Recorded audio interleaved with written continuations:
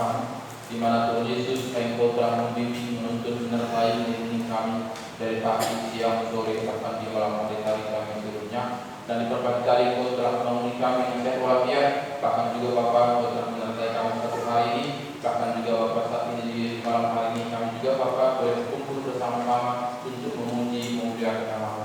Ini semua Tuhan Yesus kami rasakan Bapa betapa Engkau baiknya Tuhan. Kami tahu Tuhan Yesus, kami tahu di kami tidak ada apa-apa yang berada di pun tidak Tuhan. Tapi karena Engkau begitu baik dan Engkau begitu mulia sehingga kami ada seperti saat ini. Terima kasih Tuhan, juga sebentar lagi Bapak kami juga akan menyampaikan firman-Mu. Engkau tetapkan bertahan berkarya sehingga betul-betul firman-Mu yang kami dengar Tuhan Yesus bisa kami pakai dan bisa kami jalankan seluruh dan kedalam raja. Terima kasih Bapak, di dalam nama Yesus kami berdoa dan bersyukur. Haleluya. Amin. Terima kasih.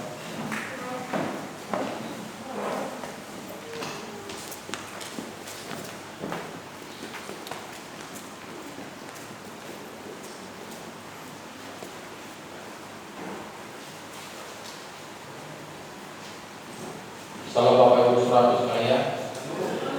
Jadi di mana di sini saya menghentikan Pak Gembala karena Pak Gembala lagi keluar untuk seminar. Berapa anak Tuhan ikut mengambil bagian. Jadi saya di sini menghentikan untuk menyampaikan firman kebenaran. Jadi di sini kita akan mengetahui kita mengenal Tuhan adalah melalui firman. Tanpa kita membaca firman Tuhan, kita tidak akan tahu bagaimana betulnya ajaran-ajaran firman Tuhan. Jadi Bapak Saudaraku, kita tahu di mana katanya 1 Yohanes 1 ayat 1. Di situ firman Tuhan mengatakan,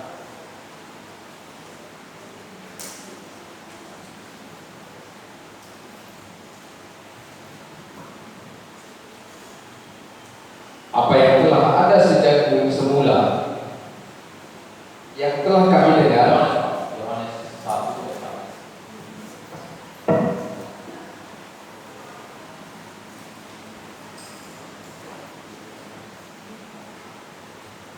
Pada mulanya Allah adalah firman. Firman itu bersama-sama dengan Allah dan firman itu adalah Allah. Jadi kenapa kita ulang-ulangi firman ini Bapak Saudaraku? Karena berapa kali saya menyampaikan firman, saya akan membuka awali dengan firman Yohanes 1 ayat 1 ini. Karena di sini kata tadi pada adalah Yohanes 1 ayat 1 ini adalah firman. Pada mulanya adalah firman. Firman itu bersama-sama dengan Allah. Dan firman itu adalah Allah. Jadi di sini katanya firman itu adalah Allah. Jadi jika memang betul-betul firman ini adalah Allah, jadi kita harus kembali kepada Alkitab. Harus kita membaca firman Tuhan supaya Tuhan berkarya, supaya kita mengerti bagaimana rencana Tuhan dalam kehidupan kita sehari-hari. Jadi jika kita tidak membacanya, kita tidak akan tahu. Jika kita hanya mendengar saja, kita tidak akan disampaikan firman Tuhan ini, tidak akan dibukakan rahasia firman Tuhan ini kepada kita. Jadi kita harus membacanya dan kita undang Roh Kudus masuk dalam hati kita, sehingga Roh Kudus itulah akan memamerkan, membukakan rahasia-rahasia kepada firman Tuhan ini. Jadi kadang kita sangatlah sukar untuk membaca firman, karena kita tahu sih tadi pada mulanya adalah firman. Firman itu bersama-sama dengan Allah dan firman itu adalah Allah. Ia pada mulanya bersama-sama dengan Allah.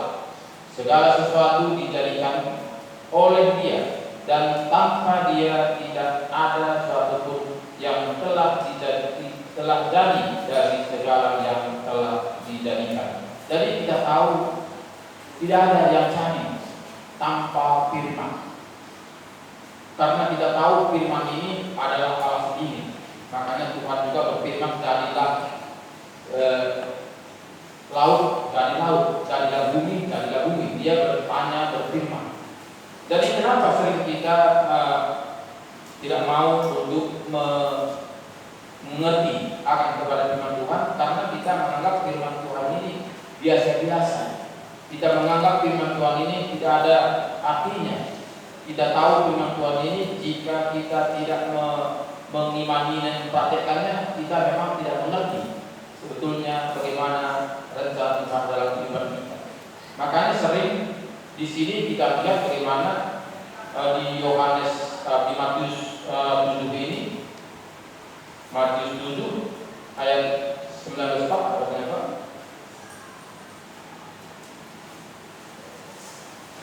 Jadi di sini sering kita membaca firman Tuhan, kita tidak tahu maknanya. Karena apa? Karena yang kita baca itu karena kita pakai dengan logika kita, kita pakai dengan otak kita, sehingga kita tidak akan paham firman Tuhan ini, sehingga kita hanya menghafalnya dan mengerti artinya. Tapi kegunaan dalam kehidupan kita sehari-hari, bagaimana menurut firman Tuhan, kita tidak mengerti. Makanya banyak sering kita hanya tidak tahu raja-raja, tidak tahu bagaimana awalnya dunia diciptakan, tidak tahu bagaimana Yesus dilahirkan, hanya itu saja. Tapi tidak tumbuh. Karena apa? Karena kita membacanya dengan logika, kita membacanya dengan pikiran kita, sehingga terjadilah firman seperti Matius 7 ayat 19 Pak. Dari setiap pohon yang tidak menghasilkan buah yang baik pasti ditebang dan dibuang ke dalam api. Jadi di sini katanya tadi, dan setiap pohon yang tidak menghasilkan buah yang baik pasti ditebang dan dibuang ke dalam api. Jadi Bapak Ibu Saudaraku, di sini sudah cerita tentang anak Tuhan. Ini pohon ini sudah dikatakan ini menjadi orang Kristen. Jadi ini katanya di sini tadi jelas katakannya kepada kita, dan setiap pohon yang tidak menghasilkan buahnya, yang buah yang baik, pasti ditebang dan dibuang ke dalam api. Jadi katanya kita harus berbuah bagaimana kita menjadi anak-anak Allah. Jadi tidak cukup kita hanya percaya saja, tidak cukup kita hanya gereja saja, tidak cukup kita hanya beribadah saja, tapi kita harus berbuah. Jadi di sini kita diuji kita bagaimana sebetulnya kita menjalankan kepada firman Tuhan ini, sehingga di sini kita melihat banyak kadang-kadang seakan-akan jika kita pandang secara mata dia sudah memang pelaku firman Tuhan. Tapi di sini katakannya Pak. Jadi dari buahnya lah kamu akan mengenal mereka. Jadi ya terus. Bukan setiap orang yang berseru kepadaku, Tuhan, Tuhan, akan masuk ke dalam kerajaan surga, melainkan dia yang melakukan kehendak Bapakku yang di surga. Jadi di sini kita melihat tadi, jadi dari buahnya lah kamu akan mengenal mereka. Jadi dari buahnya. Jadi kita ini menjadi anak Tuhan, kita mengatakan Kristen, artinya pengikut Kristus. Jadi dari buahnya lah kita akan kenal. Jadi jangan kita menjadi batu sandungan. Banyak kita saat ini menjadi orang Kristen tapi menjadi batu sandungan. Kenapa? Karena kita tidak berbuah. Kita tidak ada bedanya dengan anak-anak dunia. Jadi di sini katakan kepada kita tadi, jadi dari buahnya lah kamu akan mengenal mereka. Bukan setiap orang yang berseru kepada Tuhan akan masuk ke dalam kerajaan surga, melainkan dia yang melakukan kehendak Bapakku yang di surga. Jadi apa kehendak Bapa kita di surga? Jadi jika kita hanya menghayalkan, jika hanya kita memikirkan, kita tidak akan mengerti apa rencana Tuhan, apa kehendak Tuhan. Kenapa? Karena sering kita melihat jika kita ke gereja itu kita menganggap itu kehendak Tuhan. Jika kita beribadah itu juga kita menganggap kehendak Tuhan.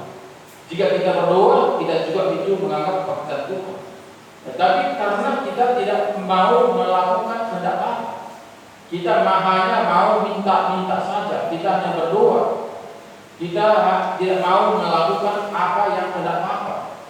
Jadi di sini tadi jelas katanya tadi, bukan setiap orang yang berseru kepadaku Tuhan akan masuk ke dalam kerajaan surga, melainkan dia yang melakukan kehendak Bapakku yang di surga. Dari kehendak Bapakku itu kita tahu bagaimana Yesus dulu sudah memberi contoh kepada kita.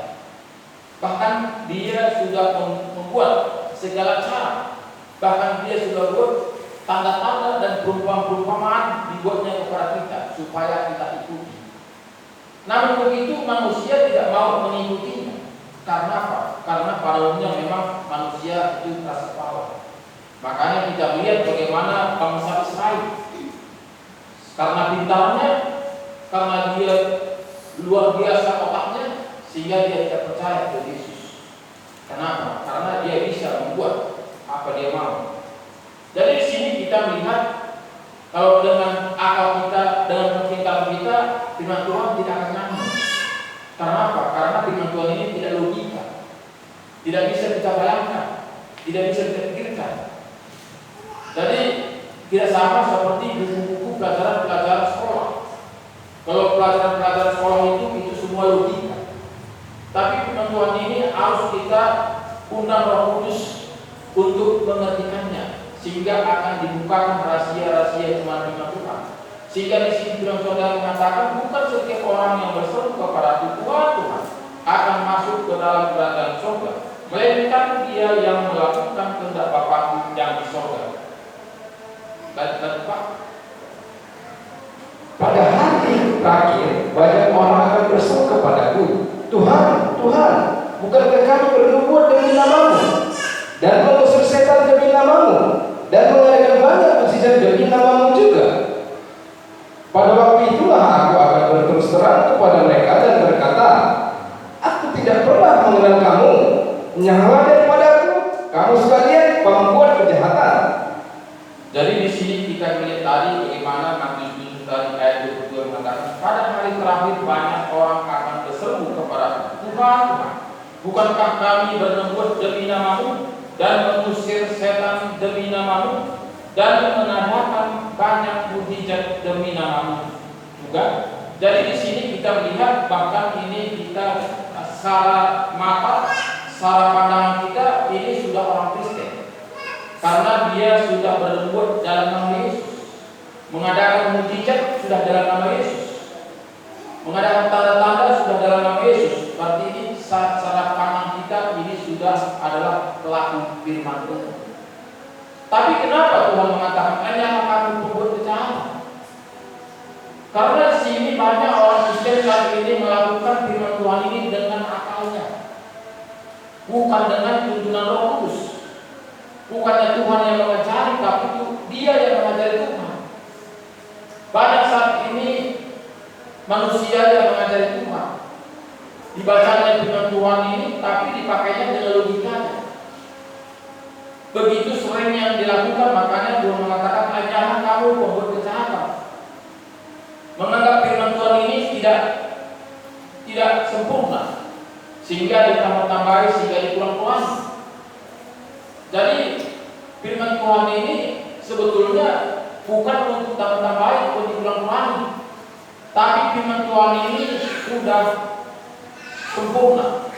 Tinggal kita bagaimana kita mengkonsumsinya, bagaimana kita melakukannya, bagaimana kita bertindak sesuai dengan firman. Jadi banyak saat ini tidak sedemikian rupa, makanya Tuhan tidak mengenal kita. Walaupun mungkin kita rajin ke gereja, rajin melakukan kegiatan ibadah, tapi di sini tadi kata kita, pada hari terakhir banyak orang akan berseru kepada Tuhan, bukankah kami bernubuat demi namamu dan mengusir setan demi namamu dan mengadakan banyak mukjizat demi namamu juga? Pada waktu itulah aku akan berterus terang kepada mereka dan berkata, aku tidak pernah mengenal kamu, hanyalah daripada kamu sekalian membuat kejahatan. Jadi di sini kita menjadi tanda-tanya apa-apanya Tuhan Yesus ini. Kenapa dia mengatakan hanyalah kamu membuat kejahatan, aku tidak kenal kamu? Padahal kali kita lihat sekali dia mengadakan tanda-tanda mukjizat, bahkan dia tadi kita lihat di sini tadi dia kerjakan pekerjaan Tuhan Yesus, tapi tidak melakukan seturut dengan kehendak Tuhan. Seperti yang kita lihat tadi ayat 19 tadi, ayat 21 tadi di sini kita lihat tadi bukan setiap orang yang berseru kepada Tuhan akan masuk ke dalam kerajaan surga, melainkan dia yang melakukan kehendak Bapakku yang di sorga. Jadi kita ini harus melakukan kehendak Bapa kita di sorga. Jadi bukan kehendak kita. Banyak saat ini manusia melakukan dengan kehendaknya, supaya aku diberkati, supaya aku aman-aman, supaya keluarga aku semuanya sukses. Itu kehendak manusia, bukan kehendak Tuhan. Kehendak Tuhan itu melakukan sesuai dengan kehendak Tuhan, sesuai dengan firman. Jadi banyak kita diserongkan, banyak firman Tuhan ini diserongkan sehingga lari dari kenyataan. Kenapa? Karena ini memang jelas firman Tuhan mengatakan kepada kita, bahkan firman Tuhan ini sejak tampilnya Yohanes, firman Tuhan ini diserongkan. Tapi karena kita nggak sadar, kita menganggap ini firman Tuhan. Memang betul banyak firman Tuhan ini dibaca dengan hamba Tuhan, kita menganggap firman Tuhan sebenarnya. Tapi kenyataannya tidak. Karena jelas firman Tuhan kita lihat di mana di Matius 11 ayat 12. Matius 11 ayat 12. Sejak tampilnya Yohanes Pembaptis hingga sekarang, kerajaan surga diserong, dan orang yang menyerongnya mencoba menguasainya. Sebab semua nabi dan kitab Taurat bernubuat hingga tampilnya Yohanes. Jadi di sini kita melihat, jika kita tidak waspada, kita melihat firman Tuhan juga mengatakan banyak serigala berbulu domba. Kenapa Tuhan mengatakan seperti itu? Karena seperti kita tadi kita melihat manusia berbuat dalam nama Yesus, mengusir setan dalam nama Yesus. Seakan-akan itu sudah di dalam nama Yesus, sudah dalam Tuhan. Ternyata di sini kita melihat Yohanes 11 ayat 12 mengatakan kepada kita, di sini kita tahu bahwa jika kita tidak hati-hati, di sini banyak firman Tuhan diserongkan. Sejak tampilnya Yohanes Pembaptis hingga sekarang kerajaan surga diserong dan orang yang menyerongnya mencoba menguasainya. Jadi mencoba menguasai manusia sehingga banyak manusia mengatakan, jika engkau rajin ke gereja, jika engkau melakukan ibadah, kamu akan diberkati berlimpah-limpah. Itu namanya firman Tuhan yang diserongkan. Jadi tafsiran manusia sehingga dia menganggap jika kita rajin ke gereja, jika kita itu melakukan firman Tuhan, pasti kita diberkati. Jadi itu keliru.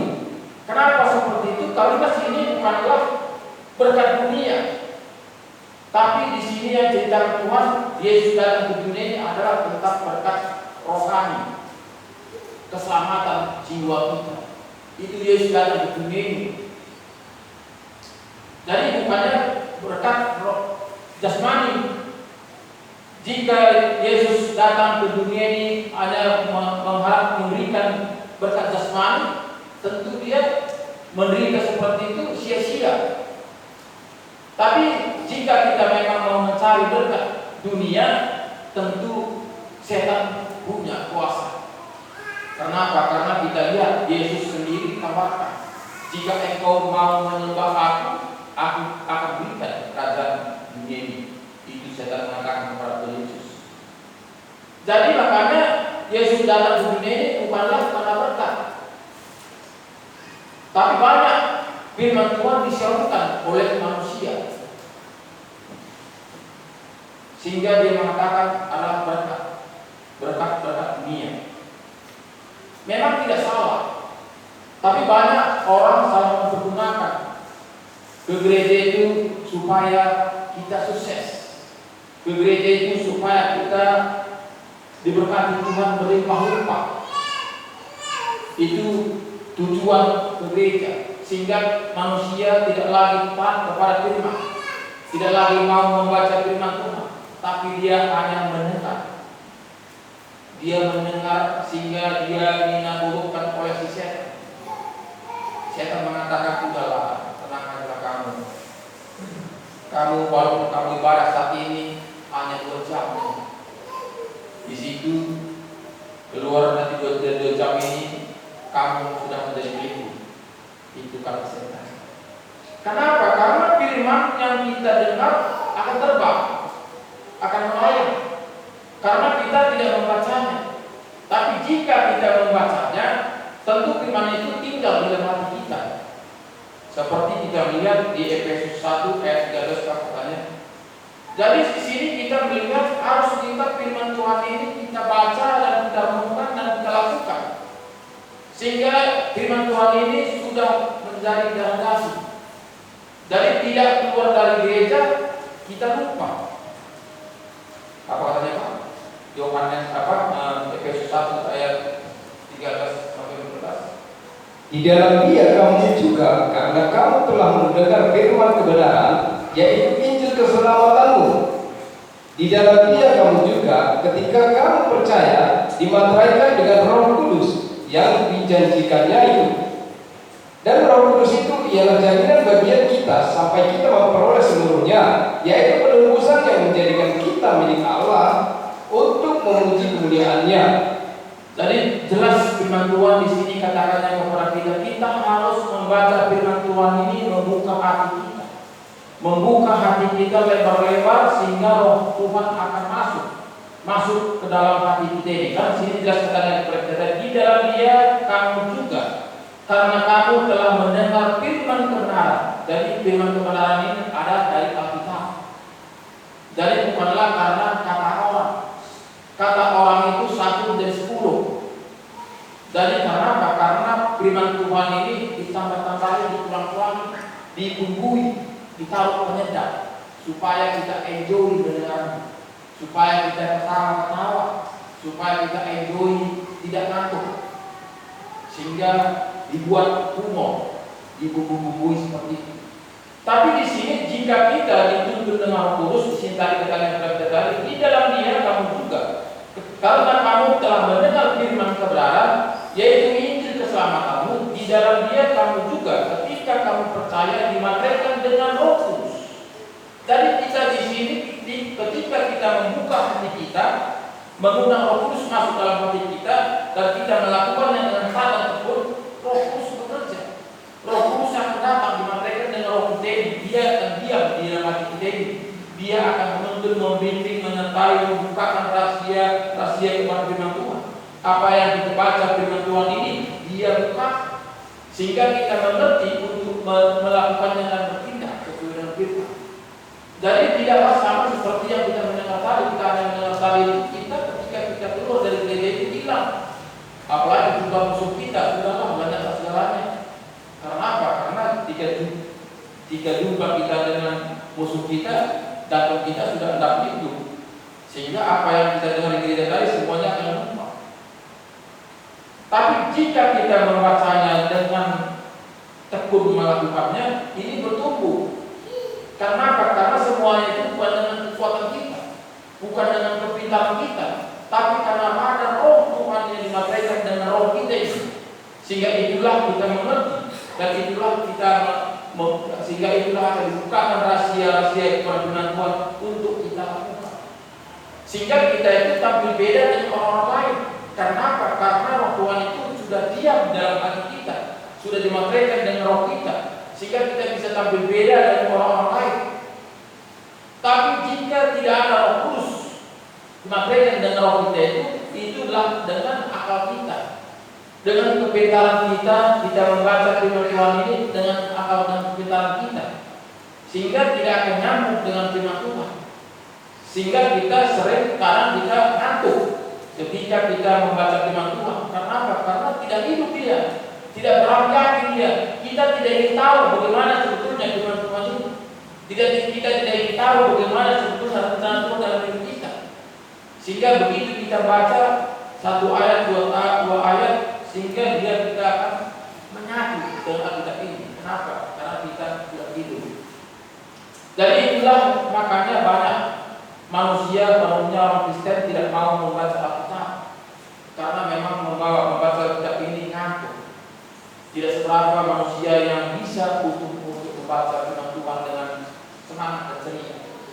Tapi di sini kita lihat jika ada Roh Kudus masuk dalam hati kita buka hati kita untuk melakukan rindu akan firman Tuhan. Jelas firman Tuhan mengatakan kepada kita tadi, di dalam Dia kamu juga, karena kamu telah mendengar firman kebenaran, yaitu Injil keselamatanmu. Di dalam Dia kamu juga, ketika kamu dipercaya, dimateraikan dengan Roh Kudus yang dijanjikannya itu. Dan Roh Kudus itu adalah jaminan bagian kita sampai kita memperoleh seluruhnya, yaitu penebusan yang menjadikan kita milik Allah untuk memuji kemuliaan nama. Jadi kita dijamin. Jadi kita menjadi orang Kristen tidaklah hanya ikut-ikutan. Jangan kita hanya seperti Kristen-Kristen yang seperti yang kita lihat. Tidak ada bedanya dengan orang-orang dunia ini. Karena apa? Karena hamba Tuhan mengatakan jika dia meninggal, hamba Tuhan mengatakan tubuhnya kembali kepada tubuh, karena dari tubuh dia diciptakan, rohnya kembali kepada Allah. Semua hamba Tuhan mengatakan seperti itu. Walaupun tampuk dia, walaupun menolong dia, walaupun mabuk dia, walaupun penjudi dia, walaupun kelakuan-kelakuannya yang tidak sesuai dengan firman Tuhan, jika dia orang Kristen, hamba Tuhan mengatakan demikian. Sehingga kita menganggap mendapatkan kerajaan surga itu gampang. Karena apa? Karena kita hanya mendengar, tidak kembali kepada firman Tuhan. Sehingga kita tidak akan buka rahasia firman Tuhan ini. Sehingga kita menganggap surga itu gampang. Asal kita percaya kepada Tuhan, sudah selamat. Gampang kali kita merasa dapatkan ke surga itu. Dosa dulu ke surga Bapak Saudara. Menjadi pegawai negeri aja susah. Itu di dunia ini, belum di surga. Jadi boro-boro ini kerajaan surga, raja sedang raja sedang raja. Kok segampang itu kita menganggap? Karena itu tadi, karena firman Tuhan tadi dipersiapkan, ingin dia menguasai, supaya kita satu pun tidak selamat, supaya kita nanti sama-sama dibakar bersama-sama setan. Itu kehendak setan. Makanya firman Tuhan diserokan, ingin dikuasai dengan mereka. Jika kita tidak membacanya, itu akan terjadi, karena kita menganggap itu benar.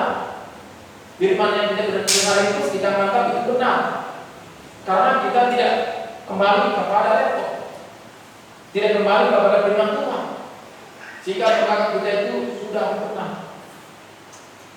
Jadi makanya banyak saat ini orang Kristen tidak mau membaca Alkitab itu karena menganggap masuk surga itu gampang.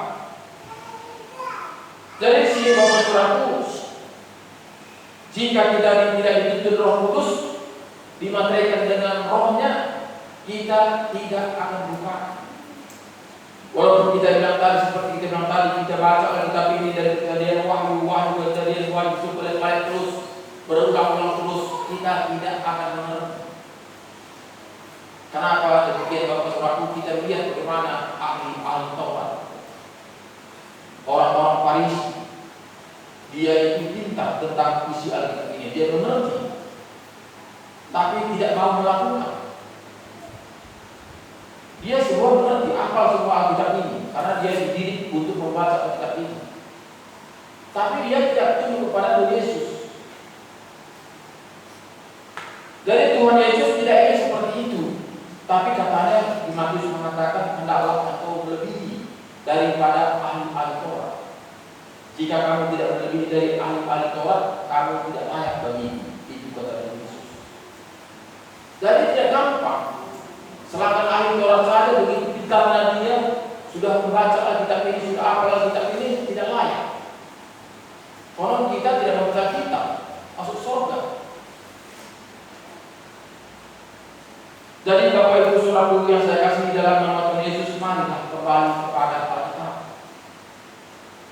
Karena di sini kita akan dibimbing, di sini kita akan diajar, di sini akan kita dibukakan rahasia-rahasia kepada Tuhan. Jika kita mau taat dan setia untuk melakukannya.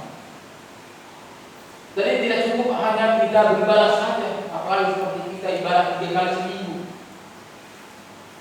Jika kita tidak sungguh-sungguh kembali kepada kitab itu kan sia-sia. Di mana waktu kita terbuang. Jadi marilah kita kembali kepada firman Tuhan supaya di sini tadi kita dimantaikan dengan Roh Kudus. Jadi apakah kita mampu? Dari banyak pada saat ini banyak pertanyaan-pertanyaan ketika saya men-share firman Tuhan di YouTube, di Facebook, di WA, banyak pertanyaan. Mana ada manusia mampu seperti Tuhan Yesus? Dia tidak kawin, dia tidak punya anak, dia tidak istri. Dia mengatakan, itu kan alasan. Itu alasan. Yesus tidak mau mendengar alasan kita. Tapi Yesus datang nanti kedua kalinya, dia akan menghakimi menurut sesuai perbuatan kita. Jadi apapun alasan kita itu tidak akan berlaku. Karena lebih daripada canggihnya daripada alat-alat kami sekarang ini. Pada alat sekarang ini ada lebih canggih. Ada CCTV untuk mensensor kita. Tapi alat-alat transformer lebih dari sini, lebih daripada itu canggihnya. Jadi tidak punya alasan lagi. Jadi marilah kita kembali kepada kita supaya kita bisa melakukannya. Karena kita ini, walaupun kita hidup dalam dunia, bukan kita anak dunia. Melainkan kita ini sudah dipilih. Sudah dipilih dari dunia. Coba kita baca ayat Yohanes 15 Yohanes 15 ayat Yohanes 15 ayat 18. Jadi kita ini sudah dibeli dari dunia ini. Jadi walaupun kita hidup dalam dunia ini, kita bukan anak dunia, tapi